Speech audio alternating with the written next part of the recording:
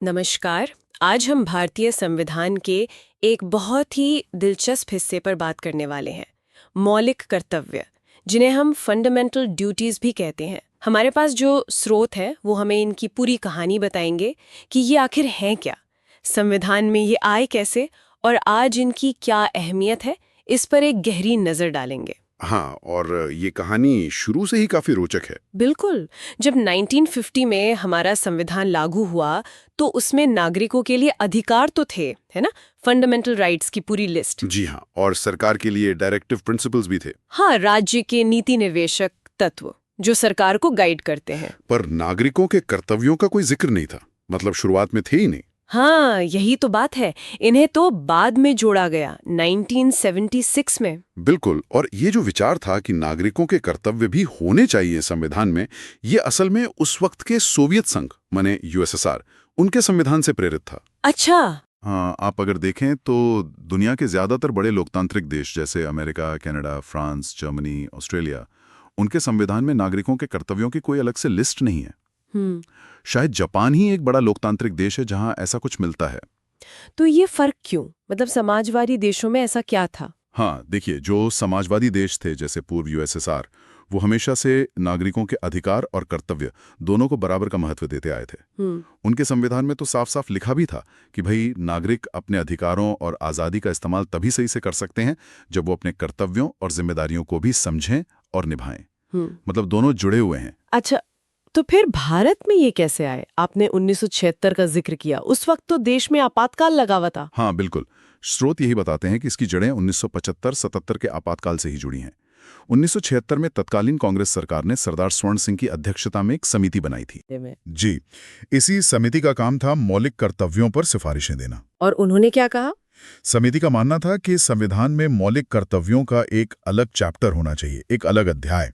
उन्होंने जोर दिया कि नागरिकों को ये एहसास होना चाहिए कि भाई अधिकार मिले हैं तो कुछ जिम्मेदारियां भी हैं देश के प्रति, समाज के प्रति। अधिकारों के साथ कर्तव्य। हाँ, तो केंद्र सरकार ने समिति की इस बेसिक सिफारिश को मान लिया और 1976 में वो मशहूर 42वां संविधान संशोधन अधिनियम पास हुआ। 42वां संशोधन, हाँ, जिसे मिनी कॉन्स्टिट्यूशन भी कहते हैं कभी कभी। बिल्कुल, तो उसी संशोधन के जरिए संविधान में एक नया भाग जोड़ा गया, भाग 4A, और एक नया अनुच्छेद आर्टिकल 51A। और इसी आर्टिकल 51A में पहली बार भारत के नागरिकों के लिए 10 मौलिक कर्तव्य लिस्ट किए गए। हाँ, और मैंने पढ़ा है कि उस समय की सरकार ने इसे एक ऐतिहासिक भूल का सुधार बताया था, मतलब कि इन्हें पहले ही शामिल कर लेना चाहिए था। जी हाँ, तत्कालीन कांग्रेस पार्टी का यही कहना था कि शुरुआत में इन्हें शामिल ना करना एक चूक थी। लेकिन क्या स्वर्ण सिंह समिति की सारी सिफारिशें मान ली गई थीं या कुछ ऐसी भी थीं जो नहीं मानी गईं? नहीं, सारी नहीं मानी गई। ये भी एक दिलचस्प पहलू है। समिति ने कुछ काफी अहम सिफारिशें की थी जिन्हें सरकार ने स्वीकार नहीं किया। अच्छा, जैसे कि? जैसे एक सिफारिश थी कि अगर कोई नागरिक अपने कर्तव्यों का पालन न करे या इनकार करे तो संसद को कानून बनाकर उस पर जुर्माना या सजा लगाने का अधिकार होना चाहिए। ओहो, मतलब सजा का प्रावधान। हाँ, और दूसरी सिफारिश इसी से जुड़ी थी कि ऐसी सजा देने वाले कानून को इस आधार पर अदालत में चुनौती नहीं दी जा सकेगी कि वो मौलिक अधिकारों का उल्लंघन करता है। ये तो काफी सख्त होता। बिल्कुल। और तीसरी एक और अहम सिफारिश थी कि कर चुकाना, यानी ड्यूटी टू पे टैक्सेस, इसे भी नागरिकों का मौलिक कर्तव्य बनाया जाए। टैक्स देना, ये तो आज भी बहस का मुद्दा रहता है। हाँ, समिति ने तो इसे सुझाया था। बाध्यकारी ज्यादा एनफोर्सेबल बनाना चाहती थी सजा और टैक्स के साथ, पर सरकार ने ये बातें नहीं मानी। जी नहीं, सरकार ने इन सुझावों को खारिज कर दिया। शायद वो इन्हें कानूनी बाध्यता से ज्यादा एक नैतिक जिम्मेदारी के तौर पर देख रहे थे। हाँ, हो सकता है। तो फिर अंत में कौन कौन से कर्तव्य शामिल किए गए? वो 10 कर्तव्य क्या थे? हाँ, तो अनुच्छेद 51A में जो कर्तव्य दिए गए, अगर हम उन्हें मोटा मोटा देखें तो कहते हैं कि भारत के हर नागरिक का ये कर्तव्य होगा कि पहला संविधान का पालन करें और उसके जो आदर्श हैं, संस्थाएं हैं, राष्ट्रध्वज है, राष्ट्रगान है, उन सब का आदर करें। ठीक है। दूसरा, स्वतंत्रता के लिए हमारे राष्ट्रीय संघर्ष को प्रेरित करने वाले जो महान आदर्श थे उन्हें अपने दिल में संजोए रखें और उनका पालन करें, जैसे गांधी जी के आदर्श वगैरह। हाँ बिल्कुल। तीसरा, भारत की संप्रभुता, एकता और अखंडता की रक्षा करे और उसे बनाए रखे। ये तो बहुत जरूरी है। चौथा, देश की रक्षा करे और जब भी जरूरत पड़े आह्वान किया जाए तो राष्ट्र की सेवा के लिए तैयार रहे। 5वां, भारत के सभी लोगों में समरसता और समान भाईचारे की भावना का निर्माण करे, और ये भाईचारा धर्म, भाषा, प्रदेश या वर्ग आधारित भेदभाव से परे हो, और ऐसी प्रथाओं का त्याग करें जो स्त्रियों के सम्मान के विरुद्ध हों। महिलाओं का सम्मान, ये बहुत महत्वपूर्ण है। छठा, हमारी सामासिक संस्कृति, कॉम्पोजिट कल्चर, यानी हमारी जो मिलीजुली संस्कृति है, उसकी गौरवशाली परंपरा का महत्व समझे और उसका परिरक्षण करें, उसे बचाए। सामासिक संस्कृति मतलब हमारी विविधता में एकता। हाँ, वही। 7वां, प्राकृतिक पर्यावरण की रक्षा करे। इसमें जंगल, झील, नदी, वन्यजीव सब आ जाते हैं, और उनका संवर्धन करें, उन्हें बेहतर बनाएं और प्राणी मात्र के प्रति दया भाव रखें। पर्यावरण और जीव जंतुओं के प्रति दया। 8वां, वैज्ञानिक दृष्टिकोण, मानववाद और ज्ञानार्जन तथा सुधार की भावना का विकास करे, मतलब साइंटिफिक टेम्पर, ह्यूमैनिज्म और सीखने और सुधारने की इच्छा। वैज्ञानिक सोच। 9वां, सार्वजनिक संपत्ति को सुरक्षित रखे और हिंसा से दूर रहें, पब्लिक प्रॉपर्टी को नुकसान ना पहुंचाए। और 10वां, व्यक्तिगत और सामूहिक गतिविधियों के सभी क्षेत्रों में उत्कर्ष की ओर बढ़ने का लगातार प्रयास करें, जिससे राष्ट्र निरंतर आगे बढ़ता रहे, नई ऊंचाइयां छुएं। ये तो 10 हो गए, लेकिन आपने कहा था एक और है। जी हाँ, इन 10 के बाद एक 11वां कर्तव्य भी जोड़ा गया, लेकिन वो बाद में आया। कब और कौन सा? ये 2002 में 86वें संविधान संशोधन अधिनियम के जरिए जोड़ा गया, और ये कहता है कि हर माता पिता या अभिभावक का ये कर्तव्य है कि वो अपने 6 से 14 साल के बच्चे को शिक्षा का अवसर प्रदान करे। अच्छा, ये शिक्षा के अधिकार वाले संशोधन के साथ आया होगा? बिल्कुल, उसी का हिस्सा था ये। तो ये है हमारे 11 मौलिक कर्तव्य। इनकी कुछ खास बातें या विशेषताएं क्या हैं जिन पर हमें ध्यान देना चाहिए? कुछ मुख्य विशेषताएं हैं। पहली तो ये कि इनमें कुछ नैतिक कर्तव्य हैं, जैसे स्वतंत्रता संग्राम के आदर्शों का सम्मान करना, और कुछ नागरिक कर्तव्य हैं, जैसे संविधान का पालन करना, राष्ट्रध्वज का सम्मान। हाँ, ये तो दिखता है। दूसरी बात, ये कर्तव्य काफी हद तक भारतीय जीवन शैली, हमारी परंपराओं, पौराणिक कथाओं, धर्मों और प्रथाओं के मूल्यों को दर्शाते हैं। कह सकते हैं कि ये भारतीय जीवन शैली के अभिन्न कामों का ही एक तरह से कोडिफिकेशन है। मतलब हमारी जड़ों से जुड़े हुए। जी। तीसरी विशेषता ये है कि ये सिर्फ भारतीय नागरिकों पर लागू होते हैं, विदेशों पर नहीं। अच्छा, जबकि कुछ मौलिक अधिकार विदेशों को भी मिलते हैं। हाँ, जैसे जीवन का अधिकार या कानून के सामने बराबरी, लेकिन ये कर्तव्य सिर्फ नागरिकों के लिए हैं। और शायद सबसे अहम बात, जिसके बारे में हमेशा सवाल उठता है, क्या ये कानूनी तौर पर लागू करवाए जा सकते हैं? हाँ, ये चौथी और सबसे महत्वपूर्ण विशेषता है। ये राज्य के नीति निदेशक तत्वों की तरह ही गैर न्यायोचित हैं, नॉन जस्टिशिएबल। नॉन जस्टिशिएबल, इसका मतलब क्या हुआ आम भाषा में? इसका सीधा मतलब यह है कि अगर कोई नागरिक इन कर्तव्यों का पालन नहीं करता है, तो आप सीधे अदालत जाकर ये नहीं कह सकते कि इन्हें लागू करवाइए। संविधान में इनके उल्लंघन पर कोई सीधी कानूनी सजा का प्रावधान नहीं है। तो फिर इनका क्या फायदा अगर कोई सजा ही नहीं है तो? देखिए, इसका ये मतलब नहीं कि ये बिल्कुल ही बेअसर है। बात यह है कि संसद अगर चाहे तो इन कर्तव्यों को प्रभावी बनाने के लिए अलग से कानून बना सकती है। अनुच्छेद 51A खुद सजा नहीं देता, पर संसद को कानून बनाने से रोकता भी नहीं है। अच्छा, यानी संसद कानून बनाकर इन्हें लागू करवा सकती है। जी हाँ। जाहिर है, जब इन्हें संविधान में जोड़ा गया होगा या बाद में भी, इन पर काफी बहस हुई होगी, शायद आलोचना भी। बिल्कुल, आलोचना तो हुई है और कई आधारों पर हुई है। क्या थी मुख्य आलोचनाएं? पहला तर्क तो आलोचक ये देते हैं कि ये लिस्ट पूरी नहीं है, अधूरी है। इसमें वोट डालना, टैक्स चुकाना, परिवार नियोजन जैसे कई और जरूरी नागरिक कर्तव्य शामिल क्यों नहीं किए गए। हाँ, टैक्स चुकाने की बात तो स्वर्ण सिंह समिति ने भी की थी, पर मानी नहीं गई। दूसरा, कुछ कर्तव्यों की भाषा बहुत अस्पष्ट है, वेग है, जैसे महान आदर्श या सामासिक संस्कृति या वैज्ञानिक दृष्टिकोण। इनका ठीक ठीक मतलब क्या है, ये आम आदमी के लिए समझना मुश्किल हो सकता है। हाँ, इनकी अलग अलग व्याख्या हो सकती है। बिल्कुल। तीसरा, क्योंकि ये गैर न्यायोचित हैं, तो आलोचक कहते हैं कि ये तो बस नैतिक उपदेशों का एक कोड बनकर रह गए हैं, मॉरल प्रीसेप्ट्स। वो स्वर्ण सिंह समिति वाली सजा के प्रावधान की तरफ इशारा करते हैं कि उसके बिना ये प्रभावी नहीं है। चौथा, कुछ आलोचकों का तो ये भी मानना था कि इन्हें संविधान में लिखना ही गैर जरूरी था। भाई, जो जिम्मेदार नागरिक हैं वो तो इन कर्तव्यों का पालन वैसे भी करेंगे, चाहे संविधान में लिखे हों या ना हो। और पांचवां, एक आलोचना इनके स्थान को लेकर भी है। इन्हें भाग 4 नीति निदेशक तत्व के बाद एक अलग भाग 4A में रखा गया। आलोचक कहते हैं कि इससे इनका महत्व कम हो गया। अगर इन्हें भाग 3 मौलिक अधिकार कि ठीक बात रखा जाता तो शायद इन्हें मौलिक अधिकारों के बराबर का दर्जा मिलता। तो ये तो हुई आलोचनाएं, हम्म लेकिन जाहिर है इन्हें संविधान में रखने के पीछे कुछ मजबूत कारण भी रहे होंगे। इनका महत्व क्या बताया जाता है? हाँ, आलोचनाओं के बावजूद इनका अपना महत्व है और कई नजरिए से है। जैसे? पहला, ये नागरिकों को लगातार याद दिलाते हैं कि भाई आपको अधिकार मिले हैं, अच्छी बात है, लेकिन आपकी कुछ जिम्मेदारियां भी हैं, अपने देश के प्रति, समाज के प्रति, अपने साथी नागरिकों के प्रति। एक रिमाइंडर की तरह। हाँ। दूसरा, ये एक तरह की चेतावनी का काम भी करते हैं, राष्ट्र विरोधी या समाज विरोधी गतिविधियों के खिलाफ। जैसे कोई राष्ट्रीय ध्वज जलाए या सार्वजनिक संपत्ति को नुकसान पहुंचाए, तो ये कर्तव्य याद दिलाते हैं कि ये गलत है। ठीक है। जगा सकते हैं।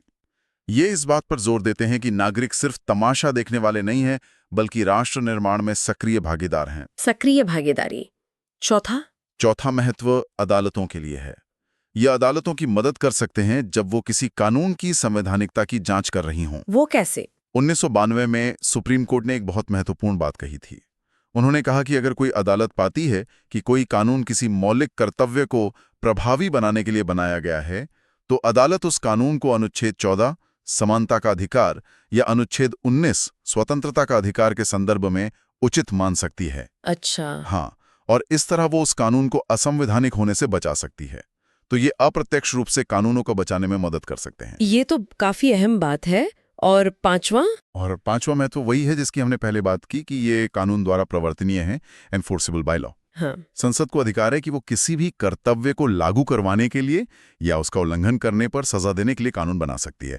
तो ये पूरी तरह से सिर्फ नैतिक सलाह या उपदेश नहीं है। ठीक है। उस वक्त के राजनीतिक माहौल में इन्हें लाने का क्या तर्क दिया गया था? मतलब नेताओं ने क्या कहा था संसद में? हाँ, श्रुत बताते हैं कि तत्कालीन कानून मंत्री थे HR गोखले। उन्होंने संसद में कहा था कि आपातकाल से ठीक पहले देश में कुछ ऐसे तत्व सक्रिय हो गए थे जो स्थापित कानूनी व्यवस्था का सम्मान नहीं कर रहे थे। तो उनका मानना था कि शायद ये मौलिक कर्तव्यों का प्रावधान इन अशांत आत्माओं पर कुछ शांत करने वाला सोबरिंग इफेक्ट डालेंगे। अच्छा। और प्रधानमंत्री इंदिरा गांधी ने? तत्कालीन प्रधानमंत्री इंदिरा गांधी ने कहा था कि मौलिक कर्तव्यों को शामिल करने से लोकतंत्र मजबूत होगा।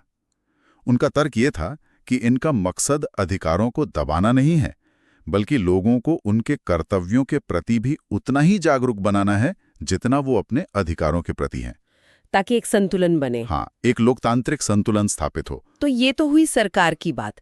क्या विपक्ष ने इसका विरोध किया था? और बाद में जब 1977 में सरकार बदली, जनता पार्टी आई, तब क्या हुआ? क्या उन्होंने इन्हें हटा दिया? हाँ, संसद में विपक्ष ने तो उस समय मौलिक कर्तव्यों को शामिल करने का कड़ा विरोध किया था। लेकिन जो बात आप पूछ रही हैं वो बहुत दिलचस्प है। क्या? 1977 में जब आपातकाल हटा और मोरारजी देसाई के नेतृत्व में जनता पार्टी की सरकार आई, तो उन्होंने 42वें संशोधन से किए गए कई बदलावों को पलटने की पूरी कोशिश की। 43वां और 44वां संशोधन इसीलिए लाए गए थे। हाँ। लेकिन उन्होंने मौलिक कर्तव्यों को संविधान से नहीं हटाया। अच्छा। विरोध करने के बावजूद। जी हाँ, इससे कहीं ना कहीं ये लगता है कि शुरुआती विरोध के बावजूद समय के साथ मौलिक कर्तव्यों को संविधान में बनाए रखने पर एक तरह की राजनीतिक सहमति बन गई थी। ये तो वाकई दिलचस्प है। और ये बात 2002 में 86वें संशोधन से जब 11वां कर्तव्य जोड़ा गया, उससे और भी पुख्ता हो जाती है। मतलब इन्हें हटाने की बजाय एक और जोड़ दिया गया। ठीक है। एक सवाल जो शायद अभी भी कुछ श्रोताओं के मन में हो सकता है, हमने कहा ये नॉन जस्टिशिएबल है, सीधे कोर्ट नहीं जा सकते। फिर हमने कहा संसद कानून बना सकती है।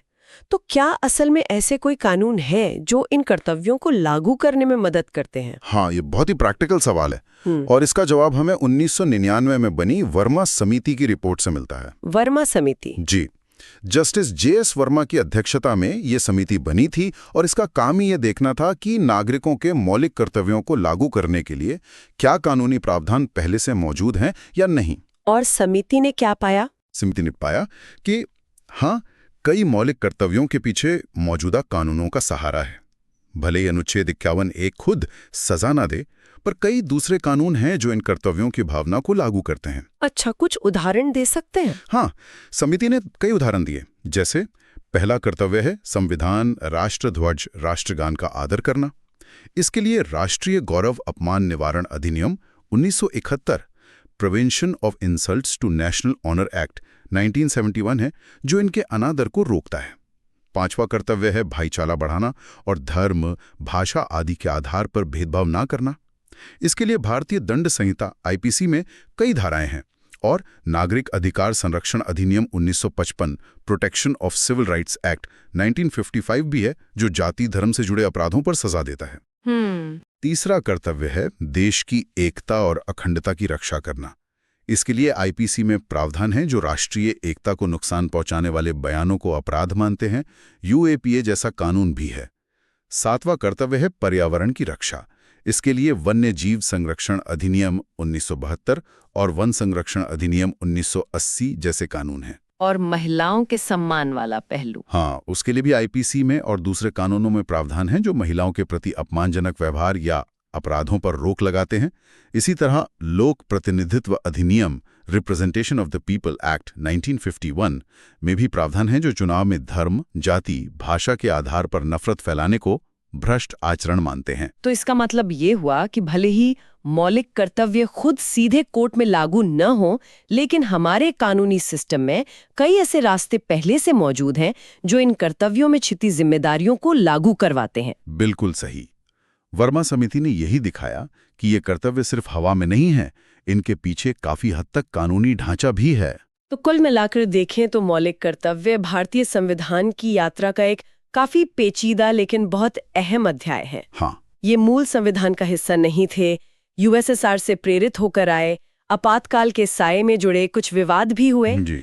लेकिन आखिरकार ये भारतीय संवैधानिक व्यवस्था का एक स्वीकृत हिस्सा बन गए। बिल्कुल, और ये हमें लगातार उस संतुलन की याद दिलाते हैं जो अधिकारों और जिम्मेदारियों के बीच होना चाहिए। हाँ, और जैसा हमने देखा, ये भले ही खुद न्यायोचित ना हो, पर इनकी आत्मा को, इनके पीछे की भावना को कई दूसरे कानूनों के जरिए लागू किया जाता है। ये एक दिलचस्प स्थिति है। हाँ, ये कानूनी रूप से सीधे लागू नहीं होते, पर इन्हें पूरी तरह नजरअंदाज भी नहीं किया जा सकता। तो आज की इस गहरी पड़ताल के बाद शायद हमारे श्रोताओं के लिए सोचने वाली बात ये हो सकती है कि क्या इन मौलिक कर्तव्यों का गैर न्यायोचित होना, यानी सीधे अदालत द्वारा लागू न किया जा सकना, इन्हें कमजोर बनाता है, या फिर ये जानबूझकर नागरिक जिम्मेदारी को सिर्फ कानूनी डर से ऊपर एक नैतिक धरातल पर रखने का एक तरीका है।